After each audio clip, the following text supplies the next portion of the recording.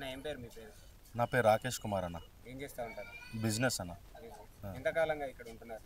మేము పుట్టి పెరిగింది ఇక్కడనే అన్న. ఇప్పుడు నాకు 34 ఇయర్స్ ఓల్డ్. పుట్టి పెరిగింది ఇక్కడనే. జూబ్లీ హిల్స్ ఉప ఎన్నికలు వస్తాయి.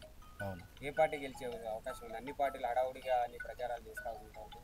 ఏ పార్టీ గెలిచే అవకాశం ఉంది? ఇవాళ ప్రతి పార్టీ కూడా మేమే గెలుస్తామని చెప్పుకునే సందర్భం ఉంది. ఇవాళ ప్రతి పార్టీ కూడా మేమే గెలుస్తామని వాళ్ళ అభ్యర్థులను ఇంకా కొంతమంది ఖరారు చేయలేరు. కాకపోతే ఇక్కడ ఇవాళ జూబ్లీ ప్రజలందరూ చాలా చైతన్యవంతులు అయిపోయారు. పార్టీ పరంగా పోయి పార్టీ పరంగా అభ్యర్థిని ఎన్నుకునే అంత లేరు. ఇవాళ అభ్యర్థిని ఎన్నుకోనిక చూస్తున్నారు. అది ఏ పార్టీ అయినా కానీ మాకు మంచి అభ్యర్థి కావాలి. ఇవాళ మేము చూసింది ఇక్కడ జూబ్లీహిల్స్లో మాత్రము మాకు నచ్చిన అభ్యర్థి మాత్రం నవీన్ యాదవ్ అన్న. కాంగ్రెస్ పార్టీ నుంచి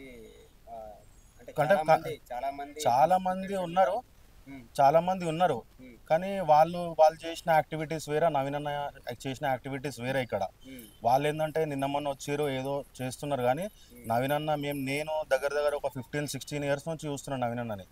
ఇక్కడ ఆయన చేసిన యాక్టివిటీస్ వేరా, చాలా యాక్టివిటీస్ చేసాడు. దానికి తోడు స్టూడెంట్స్కి మాత్రం నవయువ నిర్మాణ అనే ఒక సంస్థ స్థాపించి ఇప్పటి వరకు జూబ్లీహిల్స్ కాన్స్టిట్యున్సీలో చాలా మంది ఉన్నారు, డబ్బు గల్లోళ్ళు ఎంతో మంది ఉన్నారు, చాలా మంది ఉన్నారు. అట్లాంటి సంస్థ స్థాపించిన మనిషి లేడు.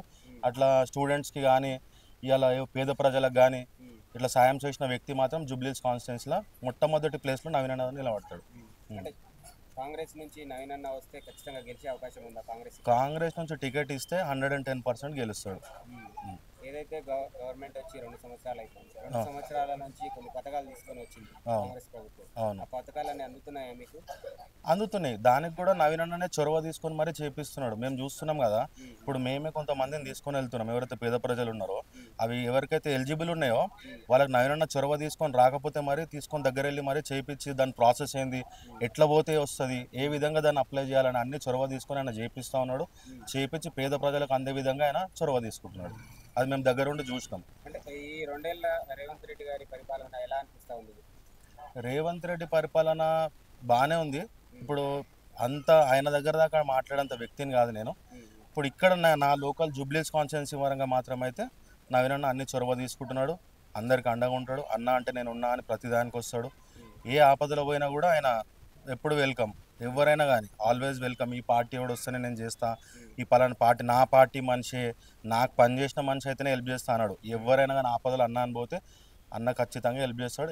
ఇంకా ఏంటంటే ఇప్పుడు నవీన్ అన్న వస్తే మాకు ఇక్కడ జూబ్లీహిల్స్లో బెనిఫిట్ ఏంటంటే ఎడ్యుకేషన్ పరంగా చాలా మెరుగుపరుస్తాడు. కాలేజీలు కానీ ఇక్కడ గవర్నమెంట్కి సంబంధించిన స్కూల్స్ కానీ ఎడ్యుకేషన్ సంబంధించినది మాత్రం చేస్తాడని గట్టి నమ్మకం ఉన్నది మాకు.